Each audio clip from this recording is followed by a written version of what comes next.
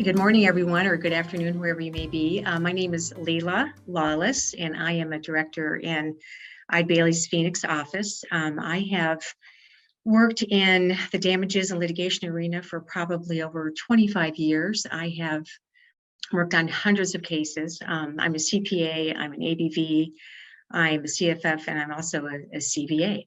And then Norm?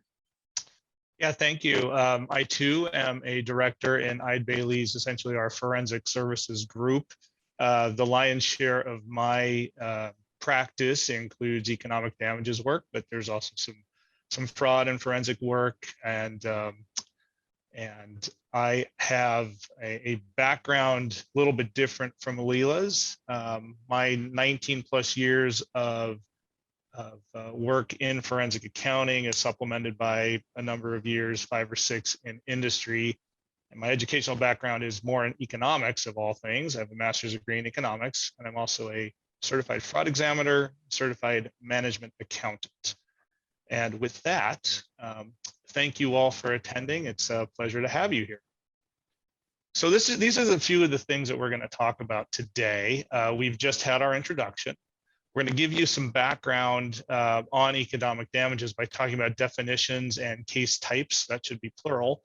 A little bit about some legal elements, although we will not opine or express any opinions on legal matters. That's for our esteemed attorney colleagues who are on the line. We'll talk a little bit about our process in economic damages and the data that's required to gather, that we need to gather. Then we'll go into the damage calculations themselves. We'll do 2 things there. We'll give you a graphical illustration of how those damages calculations look. And we'll also give you a kind of a modified look at a plaintiff and a defendant calculation and how those can be very similar and yet come up with some very different results. So let's start with definitions. And I have said this so many times in my career. People, when they hear the word forensic, it conjures up the television shows and things like that. But really what forensic means is simply suitable for presentation in court or something similar to that, like a mediation, essentially, but a litigation type of matter. So forensic accounting or forensic economics is the application of specialized accounting or economics and related knowledge and skills in a legal setting. Most people think of forensics as fraud related, as dumpster diving and getting in the weeds. And we do that to some degree. We do some of that, maybe not the dumpster diving, but we get into a lot of detail in our damages analysis. But because economic damages is in the context of litigation, it's actually forensic. So what are economic damages? Really, this slide is best summed by the last bullet point. It's the amount that makes the damaged party whole. The other definitions on this slide are essentially saying the same thing. How much compensation in financial terms does a plaintiff need to make up for the impact of the harmful acts of a defendant? The purpose is to restore the injured party to the position it would have held but for those actions. Now, the attorneys on the call here or on the presentation here have heard but for all the time. We use it all the time as well. It simply means what would have happened had the alleged bad act not happened. The types of cases. So there's our various types of damages that we calculate. We've got business damages that we calculate, which include breach of contract, tort claims, business interruption that we calculate for insurance claims. There's also intellectual property and infringement damages, fraud damages. There are also damages that are sustained by individuals that could be personal injury, wrongful death, wrongful termination. These often involve calculation of earnings losses. So there are business damages and there are individual damages. Okay, so when we prepare one of these damage calculations, we operate under what's called the reasonable certainty standard. And reasonable certainty means it's really not defined there's no exact definition. So it's really what I always say is like more reasonable than not, or there's sufficient data, facts, information that really give us, that give the jury or the judge the information that, this would have happened. It's based on facts, sound methodologies, reasonable results. Damages are also estimated. We can use estimates and lost profits. It does not have to be calculated with complete and total accuracy. We do use estimates in lost profits. We also have to understand proximate cause, and we have to understand that there's a link between the damaging event that caused a harm to the plaintiff. If it was a direct consequence of the bad act, and if we're looking at like a breach of contract claim, I guess an example of this would be if you have a contract for someone or a company to provide you some sort of service or some sort of goods or materials, and they breach that contract and they don't provide that. If, for example, if someone is not providing you your materials, it might shut down your production line and might shut down your ability to sell your products. And so that would be something that would be directly linked to your damage. Damages must also be foreseeable, that the damage can actually be foreseen. I guess, can one reasonably foresee the consequences of an alleged action? And the damages have to naturally flow from the bad act. Now, as accounting experts, we don't determine liability. The liability is really for the plaintiff's attorney to prove. In our calculations, we typically assume liability. We state that in our reports, that we assume that plaintiff prevails in their claims. We don't offer any opinions as to liability. That's for the attorneys to prove. But once the liability has been established, then we as experts, we quantify the damage that occurred because a defendant was held liable. Sorry, that's my turn. Oh, it's your turn. Thank you, Leila. So as she said, we assume that there is liability. Well, that's almost by definition. If there isn't any liability, there can't be any damages because the defendant wasn't found liable for anything. I want to add another thing here too, is that we have to understand the link between the damaging act, and it can't be some remote possibility that whatever occurred caused the damage. We don't have an opinion as to liability, but we have to certainly consider it as if it could have happened, a reasonable assumption that yes, this event caused this. It can't be remote. And that is, thank you, that is exactly where we're headed here, and that's causation. Causation is an interesting animal. There's legal causation, and that's really not what we're talking about here. We have to be careful because legal causation, expert testimony on causation itself is often argued that it's a fact question, and so not in the purview of an expert to begin with, or it's a legal issue that certainly an accountant or economist like ourselves are not qualified to answer. The issue that we run into is that failing to consider causation jeopardizes the admissibility of our expert testimony. So it's very interesting. We can't and probably shouldn't be testifying as to the actual causation, but we need to consider it. So what that really means is we need to consider causation when we develop our damage calculation. And the way that we do that is we analyze other potential intervening causes of, let's say, the decline in the plaintiff's profits over the relevant period that we're analyzing.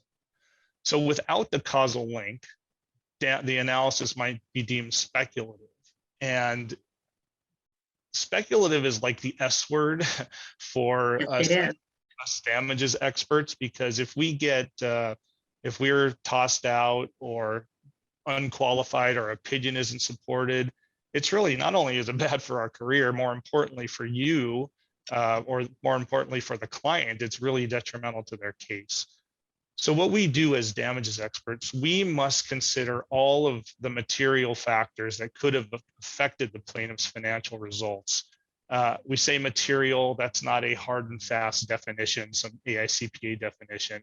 It's a little bit subjective, but and it's not expected that we identify every single last minute little issue that might have impacted the results.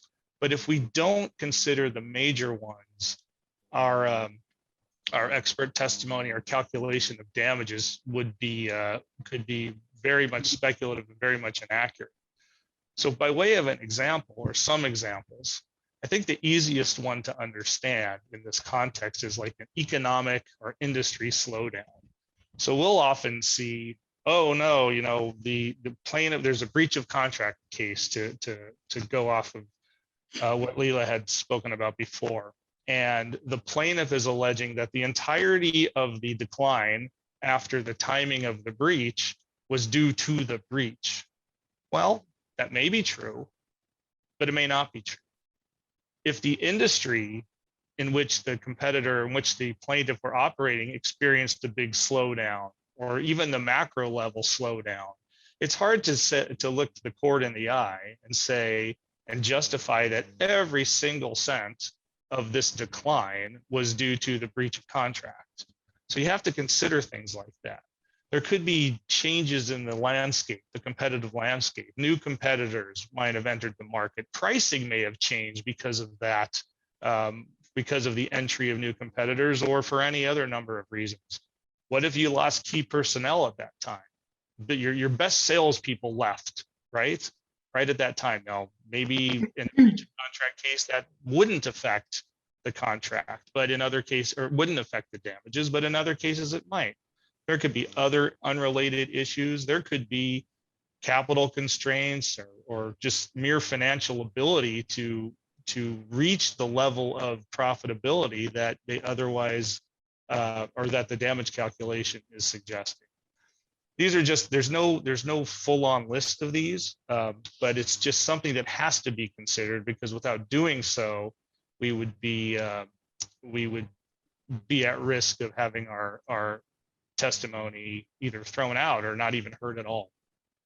Well, I have a comment to add too, as we'll get to this in a few more slides, but we have obviously been operating during COVID that has impacted many businesses, you know, negatively, but also many positively as well. And when we develop projections, you know, this is our big right now, our big economic environment that we are operating in right now. So that's going to affect our projections. Obviously, we have to consider COVID, but trying to project into the future now that we're opening, I mean, it's constantly a moving, kind of changing environment that we are working in.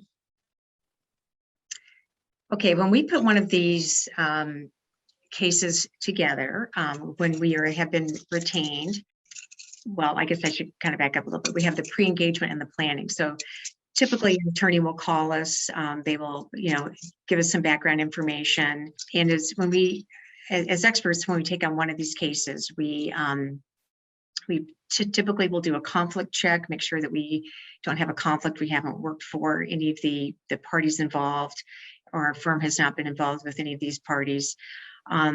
We fill out we have an engagement letter that lays out, our agreement between the parties. The attorney can retain us initially, and we can be retained as a consultant. And that means that all of our information and all of our work product is protected by privilege. As we move through the process, and if this continues on to litigation, or as the attorney might want us to be an expert, then we have to change our engagement letter and become an expert witness, and then all of our work product and all of our files are discoverable. We develop a work program, but we typically don't document those kinds of things in a file because it can be discovered. But we do look at the case facts, develop a plan, and then we move on to the data gathering and the analysis. And that varies from one engagement to the next, depending upon the type of of damage it is, the type of business. You know, I think we will talk on another slide about the types of documents that we typically request.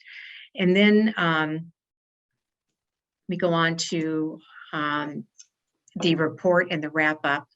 We typically have a very detailed report, exhibits that we prepare that will be used in litigation. We also have to employ a lot of quality control procedures and make sure that all of our analysis and numbers will tie back into all of our, that all of our exhibits are accurate, that they tie back into all of our analysis. So if we have like a 3-stage, typical process here: the engagement, the planning, the data gathering and analysis, and then the production of the report. Okay, there we go. Okay, so when it comes to the data gathering, it's really, it's imperative that we have as much data and evidence that we can obtain to support our analysis, our opinions. And as we stated previously, that lost profits, must be proven with reasonable certainty. We can use estimates on lost profits. It doesn't have to be with complete mathematical accuracy, because many times we use projections and we base the projections on assumptions, but they can't be absolute because it's a future projection. But typically when we start to work on one of these cases, the first things that we get are the legal pleadings, the depositions, the interrogatories.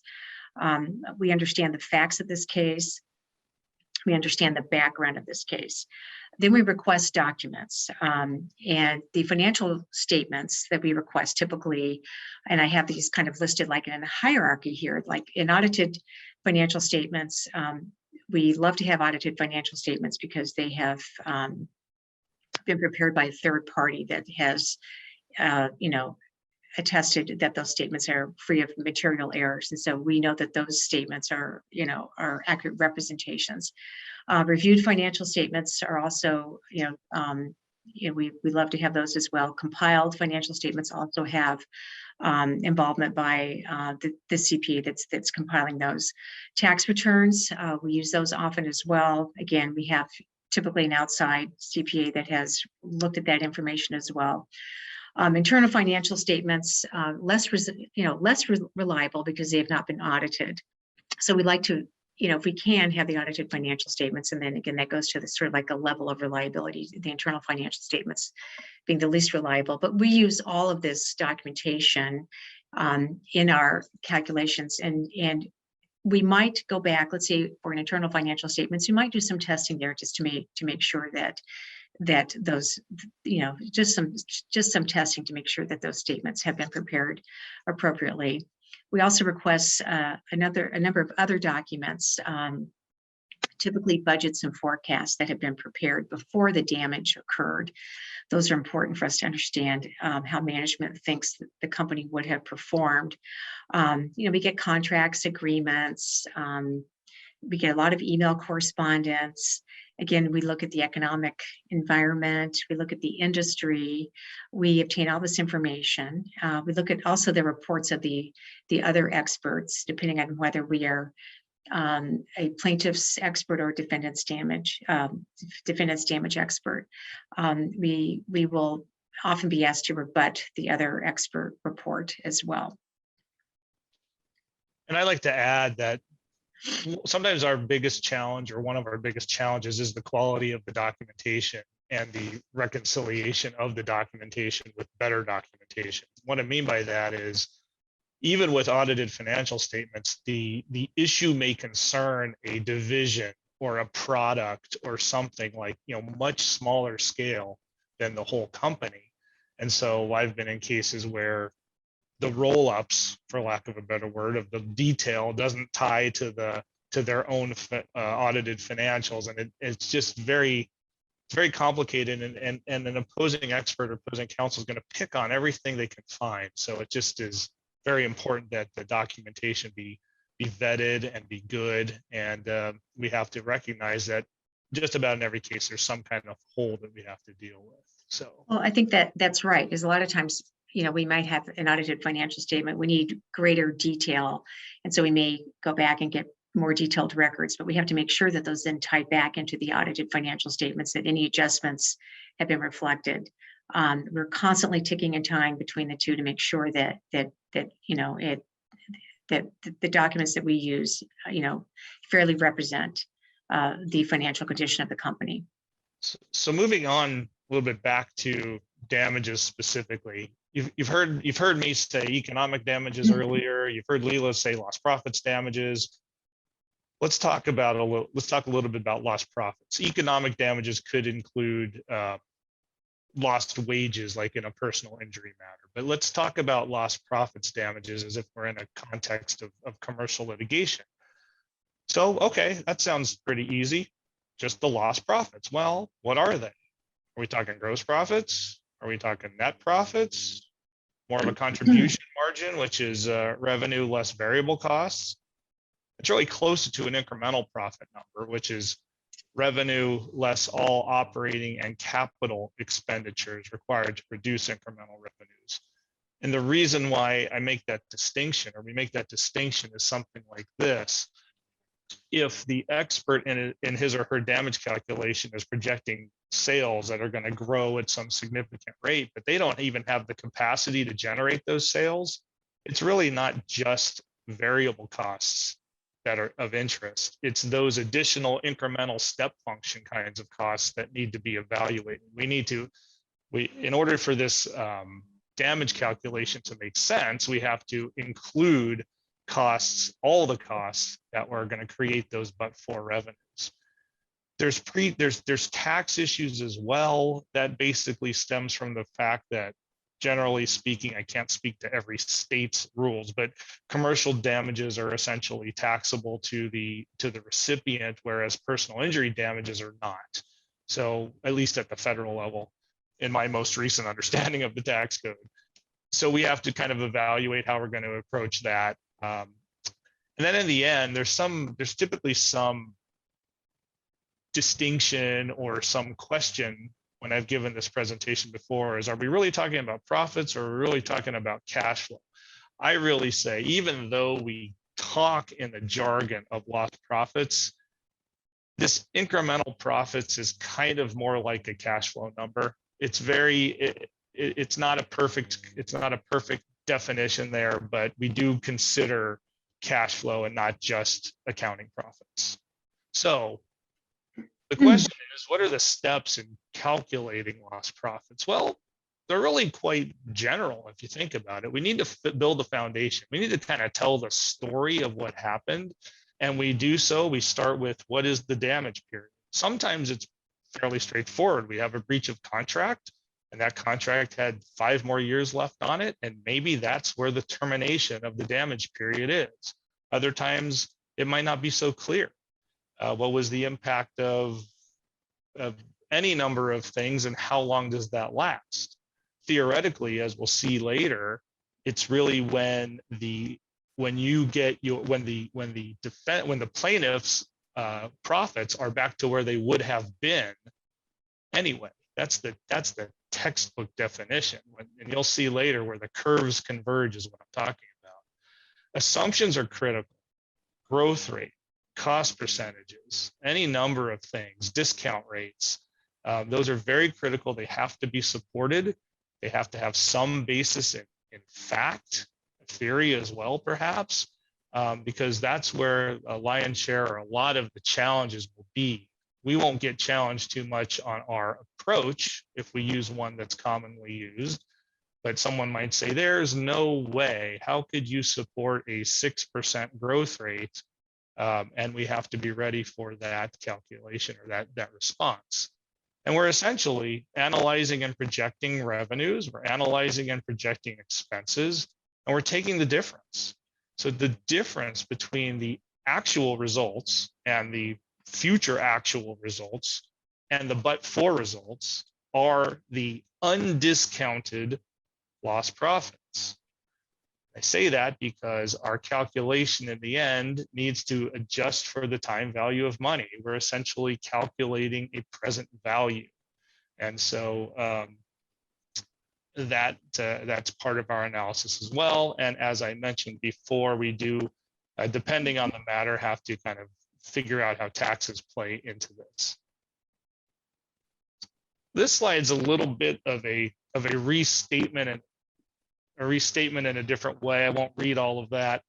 We also see, I mentioned the incremental revenue less incremental costs. Another way to think about lost profits is lost revenues less avoided costs.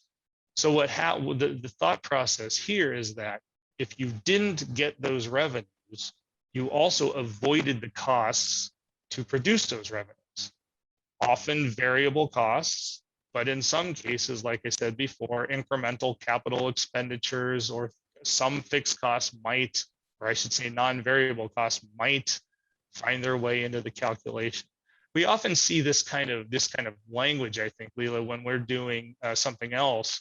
We get involved in business interruption claims with insurance companies and their insureds. And this, I think, language is more akin to what we see there. Would you agree? I do, but just I just want to kind of lay this out. This is our basic formula that we work with. Lost revenues minus avoided costs equals net lost profits. And that's the same typically in, whether it's business damages or even individual damages in a way, not that we have avoided costs, but it's putting the plaintiff back in the position that they would have been in if the damage had not occurred. So I spoke about the methodologies. What an expert wants to avoid is coming up with some newfangled thing that he or she thinks, oh, I'm going to calculate something this way. If it hasn't been tested or it hasn't been in use, whatever that methodology would be, even if it's a PhD and a CFA and finance who's put this together, there's a possibility that it will get rejected. Our literature, our Bibles, so to speak, talk essentially about 4 different approaches to calculating the but-for revenue. What would revenues have been? And that's really perhaps the most critical element of the calculation. What would revenues have been had the contract not been breached, had the patent not been infringed? And these are the 4 measures, the 4 approaches that you see, and they're pretty much described the same way in multiple literature. The before and after, sales projection, yardstick, and market share approaches. And really what we see mostly, I would say, is the before and after, or some version of that. You might see some sales projections. I have very, very rarely come across, nor do I typically do a yardstick approach, which is say, oh, I'm going to compare my results to what comparable businesses. I mean, what is a comparable business? Then you get into this whole, how do you get the data and all that kind of stuff of the comparable business? I have come across people who have used a market share approach. I actually don't see it that often, but occasionally that comes up. But not nearly as much of the others. Do you have a different experience in that, Leila? I just wanted to add that these methods have been established by case law, and that they are acceptable methods. Typically the before and after method is, looking at the historical performance of a company and using that historical performance to project what their performance would have been if they had not been harmed. We typically use, the before and after is by far used more than the others, but occasionally I have seen a market share. But these are established by case law. But a CPA expert or an economist, there's no particular like you must use these methods. I mean, there's no standard, I guess, that applies to us or that we have to do things a certain way. Sometimes you can use a combination of 2 that might happen, or there might be some other, depending upon what kind of business it is, there might be some other method, I guess. But typically it's the before and after that we see. Agreed. Okay, so we just talked about, going back to our formula, lost revenues minus avoided costs equal net lost profits. So we talked about the 4 methods that we use to determine the lost revenue. So we will project the but-for revenue, or the revenue that would have occurred. We compare that to the actual revenue, and that is our lost revenue. Okay, so that's our lost revenue. And then after we have our lost revenue, we have to subtract the avoided costs or the variable costs. And these are costs that vary directly with sales volume. The two biggest costs would obviously be, the cost of materials, cost of goods sold, and labor costs. So if you're not producing, or you're not providing, whatever service it is, you've been damaged, then you're not also incurring those costs along the way. There are fixed costs that typically do continue. That would be like rent, insurance, utilities. Some utilities may also have a variable component as well. So we have to do an analysis to understand which costs are avoided or saved, which costs are fixed and continue that are not saved. So once we do that, and there are various ways to do this. We typically determine the variable expenses as a percentage of revenue quite often by doing we analyze the cost structure, and you can, either specifically identify these costs, or you can perform some sort of, statistical analysis to determine that. So we typically use that as a percentage. So we subtract that from the lost revenues, and that gives us our net lost profits. The next thing, so we've got our lost revenue, we've got our saved expenses, and then we have to determine the damage period. Lost profits typically are for, a period of time. They don't continue on. Typically, a business can recover, and we can see them replacing sales, or replacing whatever, or substituting whatever, whatever happened. If they have to go out and get a new supply or something like that, they will do that, and the damage will start to it will improve. So they will start to recover.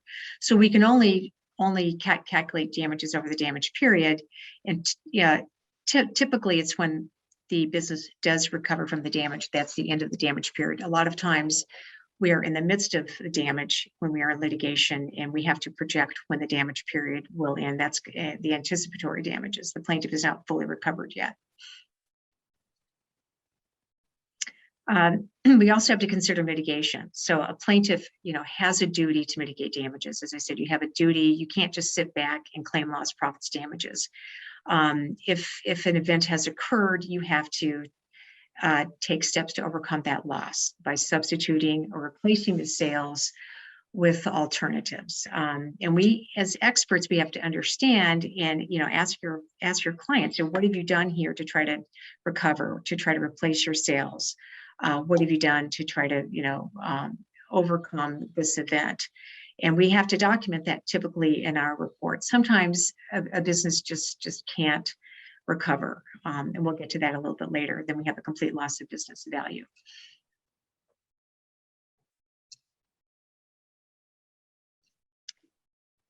So I apologize. I think this slide might have been duplicated. Is there anything, Leila, you want to? Well, just kind of reiterating how, the components. So we have the lost revenues that can be based on those acceptable methods, the avoided costs that we determine that are the variable costs that vary with that lost revenue. And then when we subtract the avoided costs, that's our net lost profits. I mentioned early on in this presentation that we're going to give you kind of a graphical representation of what these lost profits look like. Some of you may already have that in your mind, others may be more visual learners. So let's start doing that. Here's a case where from 2009, or a representation of profitability or some financial measure that of a single company. And you can see it's $100,000. It's generally increasing. Nice, stable growth pattern from 2009 through, in this case, 2014, which is the date of harm. That could be a breach. That could any of the things that give rise to the litigation. It doesn't matter for the pictorial representation here. So we're chugging along here, and what happens? Well, today obviously is not 2016, but for this textbook example, just suspend disbelief and pretend we're in 2016. What happens is, in reality, after the harmful act, we have a couple years of downflow, of reductions in the let's just say in the profitability of the company. That's the bottom curve. The top is the one that's extending from the historical results and continues to increase, is a presentation of, hey, what would we have been, where would we have been had the harmful act not occurred. And that result right there, that essentially triangle, are the historical lost profits, the lost profits that were incurred or experienced before today. Pretty straightforward. Right, that's our but-for revenues minus our actual revenues, or our lost revenues. So that triangle is the lost revenues. It's really a representation of the profits, but yes, Oh, it is the loss. So right. I just didn't want to confuse with the it's the same in concept. It's the historical loss of whatever measure we're talking about. Well, then we have the future. In this case, we'll call them the future lost profits. So what we have to do is, from today, which is again 2016, we have to continue to project, but now project two curves. We have to project the top but-for curve, which is in this graphical representation kind of just an extension of the historical results. And the bottom curve, again, is now what we're doing is we're projecting the actual. It's really projecting the results given the fact that the breach has occurred or the infringement has occurred. And in this picture, what happens is by 2023, you may recall I mentioned the curves might converge. At that point, we say, oh, the damage period must have ended, because if you subtract one number from another and those two numbers are the same, the damages are zero. So in this picture here, what we have is a damage period from 2014 through 2023, where the first 2 years are the historical losses, and the next number of years represent estimated future losses. The distinction is important. We'll talk about the time value of money and the discounting calculation a little bit shortly, but that distinction becomes very important because of the approaches that are used to calculate the present value. Now, the only difference between the last slide and this slide is that little bracket. It isn't necessarily the case that you have the curves converging. Your last year or last time period in your damage period, they may never get to that place. But imagine a contract breach where the contract terminated in 2023. That may just be where it ends. So while theoretically you want to get back where the curves converge, it isn't necessarily the case. So that's the graphical picture to keep in your mind of what the losses are. The difference between the top curve, which is what would have happened but for the bad event or the harmful act, and the bottom curve, which is what happened and or will happen given the fact that the harmful act occurred. And in the end, if you take those differences, you end up at an undiscounted total lost profits. So I'm going to talk a little bit about discounting of future lost profits. So as we've just seen in those slides, we have future profits, but we also have either a report date or we have a trial date that is current. And so we have to discount the future back to either the trial date or the report date or some other date. Again, the objective of this award is to put plaintiff in the position that they would have held if this damaging event had not occurred. And so we have to apply a discount rate that incorporates it. There's two components. There's the time value of money, and then there's also the risk of achieving the future profits, because there's always risks in every business. And so you can't project with certainty that all those profits would have been earned. There are several ways that we can formulate a discount rate. Again, discount rates vary. There's no specific way to, I guess, to formulate these. We can use various methods. We can use, the cost of equity or the rate of return to investors for that business. We can use the cost of debt. We can use the weighted average cost of capital, which would be, the both the debt and equity. And then we can also use the build it method, which is what I typically use when I do start with, I start with an equity risk premium. And then I look at the specific risks of that business and really try to understand, what environment that business is working in. If it's, a very high tech environment, there's a lot of risks there. Try to look at specific products, all those things, and try to quantify the risk in that manner. But you've got to discount your future profits to present value, because if you don't, you don't have a reliable calculation. And typically, you will, be excluded. The expert will be excluded from that if you don't discount to the present value. Right, and I would say many experts who work in lost profits and damages also have a fundamental understanding of business valuation, and there's a lot of this kind of work or this element that is germane to that as well. I know Leela does a lot of that now. I have history with it, but it's really good to know that your expert is qualified to understand how to deal with discount rates.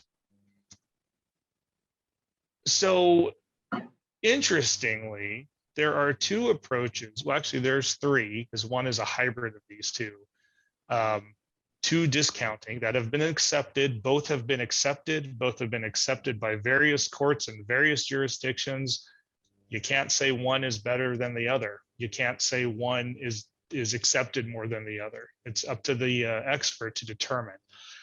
So the first one is ex ante discounting. It just means essentially a perspective of, from before the event.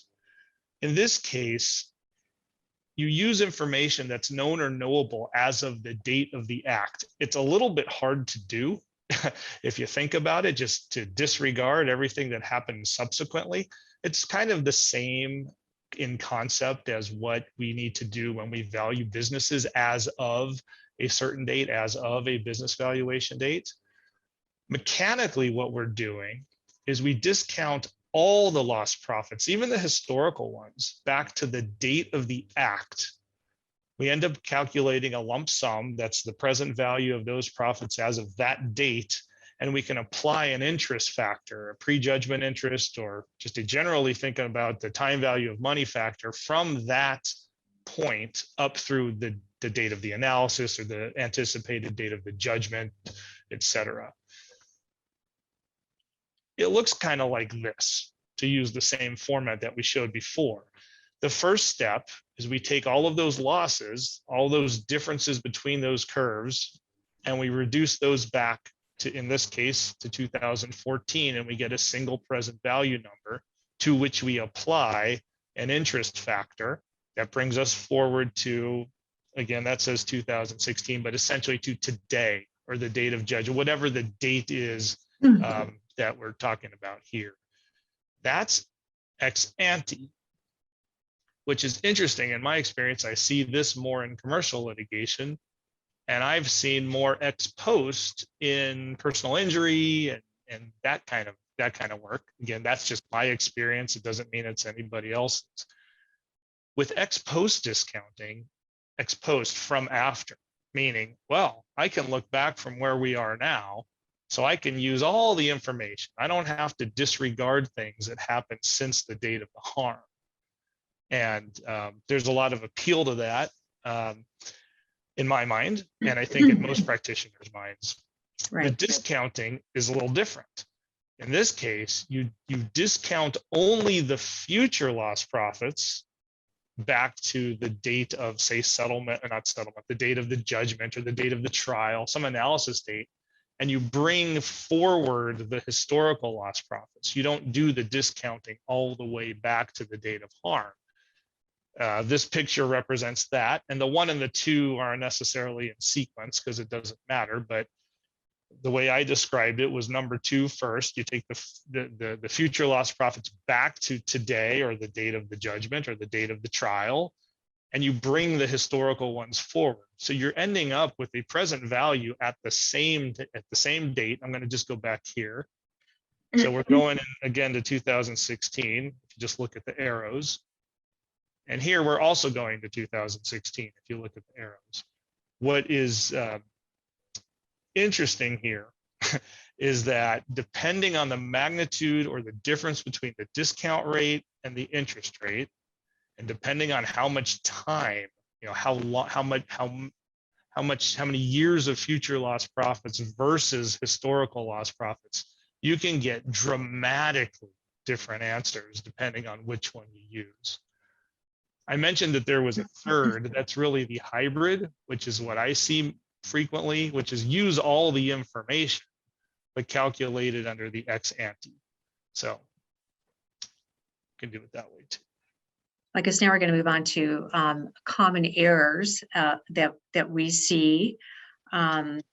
We see, Norm and I have both worked in this area for a number of years. We've seen all kinds of different reports and all kinds of calculations. And, I think we are constantly learning and improving. But we do see a lot of errors in reports that we look at, and hopefully we don't find too many errors in our own reports. But we do see that we don't consider capacity constraints. So, a plaintiff may have projected this large amount of lost revenue, but they never considered that they also have to have a much larger capacity to achieve that. Also, damage periods can be really speculative. Very long damage period that really doesn't seem to be reasonable. Also, major competitors can enter the environment. Take some market share. There's also product obsolescence is another big one. I think in our changing tech environment all the time, something could be obsolete overnight. Also management issues, internal, company issues, unreliable projections that are provided, discount rates that may be just a risk-free rate or tied to just like a government bond rate that don't really reflect the risks for that specific business. And also we do see that experts make there are errors in their calculations, and they may have just an Excel error that carries through. But always check your work, always quality control, always recalculate and make sure that your numbers are accurate. That's that lends to the credibility of really your whole report. If you find a number of errors in some of your calculations, the rest of the report becomes, it's just a bad thing to do. It makes you look like, all of your work is questionable.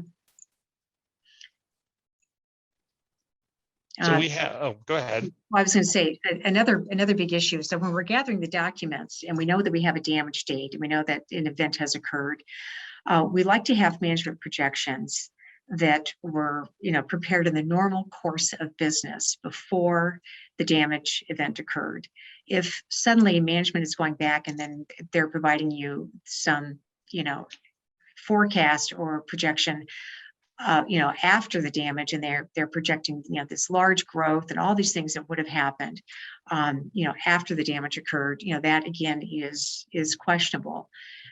We like to have a reliable forecast. Sometimes they don't have a forecast in place, and we have to prepare that, but we have to have it based on reliable assumptions that are reasonable. Right. So, and the danger here, of course, again, is the what we referred to before, getting excluded from testimony. Typically, these are called Daubert challenges. For the attorneys will know that. Most often, things are excluded. Experts are excluded from testifying. Their analysis is kicked out because of lack of reliability. And if you've just purely accepted management's projections as if they would have happened, there's a lot of difficulty with that, and you'll take a lot of flack on the stand. It might even be excluded. So we have to be very careful with those.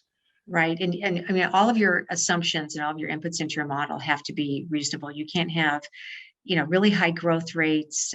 Your fixed costs and variable costs have to be accurate.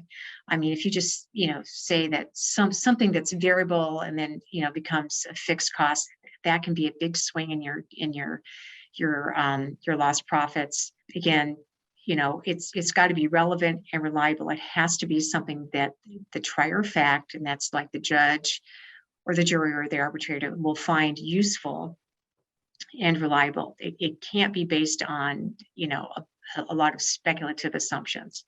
It's got to be reasonable. I'll talk a little bit about lost profits versus lost business value very quickly, since we're down to no time. So, we have the lost profits that we saw that was over a specific time period, and we saw that the company, was able to recover from that. But sometimes we have an event that happens where the company can't recover.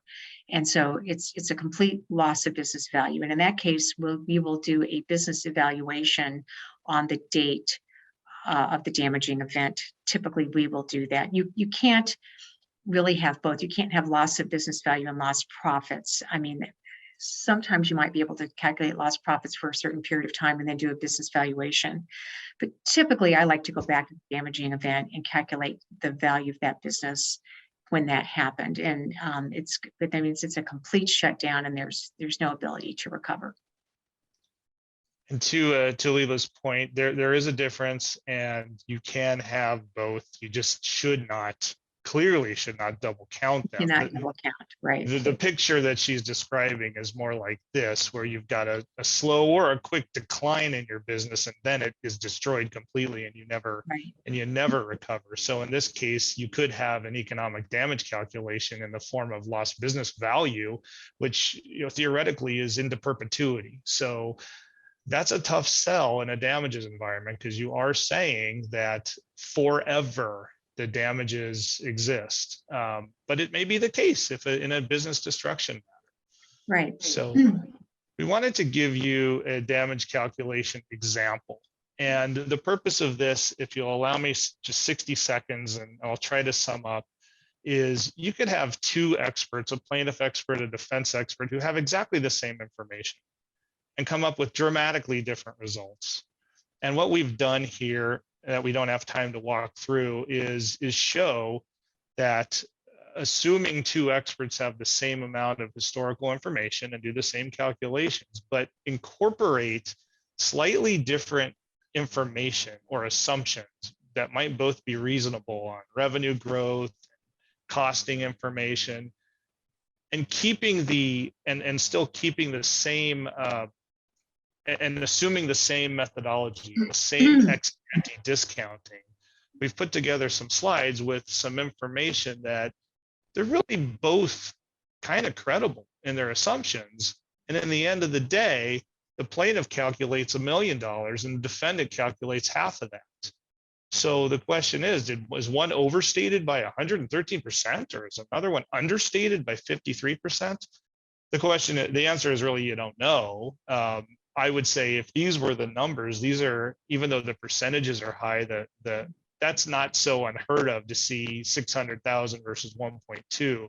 It's when you get one party saying there's $35 million of damages and the other party saying there's $100,000 of damages, that something is amiss. And so I apologize for us not having the time to go through that in a little more detail, but I would say we've got some takeaways. We've got uncertainty in these calculations. Assumptions are entirely critical and supporting those, and historical financial analysis, just looking at the results of a business, really may be insufficient. You have to take the industry and many other things into account. And again, it has to be, well, I was gonna say it has to be, credible, relevant, and reliable. That's right. So I think we're 1 minute over. Thank you all for indulging us. Amy, was there anything at the end here? Any questions that have come up? Any wrap up? Nope, nothing that has come through, but we do thank everyone so much for attending. Thank you, Norm. Thank you, Leila. And we hope everyone has a great day. Thanks. Thanks. We appreciate you all. Thank you.